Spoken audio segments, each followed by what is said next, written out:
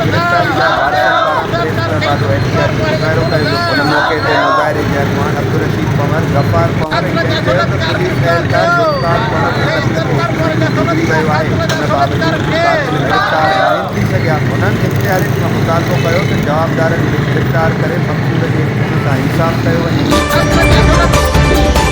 कंडियारो जी session अदालत में आमिर घांगरो कत्ल केस जी ॿुधणी थी। एडिशनल सेशन जज आलमदीन जांवरी जी अदालत में ॿुधणी दौरान जवाबदार मथां कत्ल जो ॾोह साबित थियण ते अदालत जवाबदार कमर ज़मा घांगरो खे उम्र कैद समेत 2 लाख रुपया दंड जी सज़ा ॿुधाए छॾी। वाज़े रहे त 5 साल अॻु जवाबदार मक़तूल आमिर घांगरो खे क़त्ल कयो हो। क़त्ल जो केस मक़तूल जे वालिद ममताज़ घांगरो जी फ़रियाद ते दाख़िल कयो वियो। अॼु अदालत में जवाबदार कमर ज़मा मथां कत्ल जो ॾोह साबित थियण ते अदालत खेसि उम्र कैद ऐं 2 लाख रुपया दंड जी सज़ा ॿुधाए छॾी।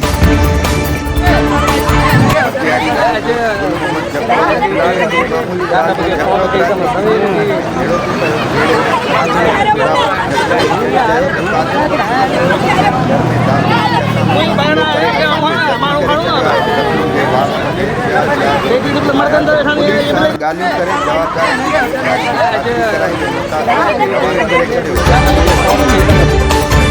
मोया टाउन जे अली बेर वाह जे पोछड़ वारे इलाइक़े में पाणी जी खोट ऐं वाह जी खाटी न थियण सबबि आबादगारनि जी ज़मीनूं बंजर थी वयूं। पाणी खोट सबबि फ़सुल समेत इंसान ऐं जानवर ॿुध विघे मरण लॻा। मक़ामी आबादगारनि आबाशी अमले मथां इल्ज़ाम हणंदे चयो त अमलदारनि जी मिली भगत सां पुछड़ी वारे इलाइक़नि में पाणी नथो ॾिनो वञे। हुननि इख़्तियारियुनि खां मुतालबो कयो त अली बेर वाह जी पुछड़ में पाणी जी खोट ख़िलाफ़ नोटिस वरितो वञे।